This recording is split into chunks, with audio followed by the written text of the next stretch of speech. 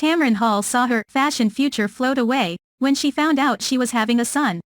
I started crying. Tamron Hall had quite the reaction to learning that she and her husband, Steve Greener, were having a son.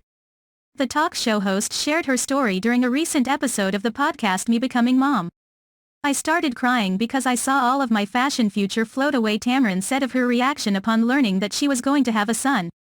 That sounds so vain, but it's true, Hall admitted. And my husband said, I will one day tell Moses that you did that. I'm like, no, it's just tears. I visualize myself walking around with a little girl dressed exactly like me. Tamron Hall and Steve Greener welcomed their son, Moses Greener, on April 25, 2019.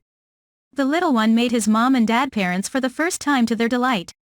Tamron struggled with infertility for years, which led the talk show host to contemplate the notion of being unable to have a child by traditional means. Hall conceived Moses at 48 years old and decided to remain quiet about her pregnancy until she was well into her final trimester. Tamron admitted during a previous interview that preparing for a son was initially intimidating. Now that I have a son, and I don't like to get into gender labels, but it's funny now that I have a son, I could not imagine anything other than what I have, Hall shared during her latest segment on Me Becoming Mom. Moses Greener grew his fanbase to extraordinary levels during the pandemic. The youngster served as his mom's unofficial co-host when the Tamron Hall show aired from the comforts of the Greeners' home during the lockdowns.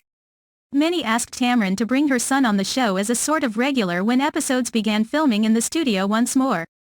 Tamron and Steve, however, remain committed to shielding their son from too much spotlight.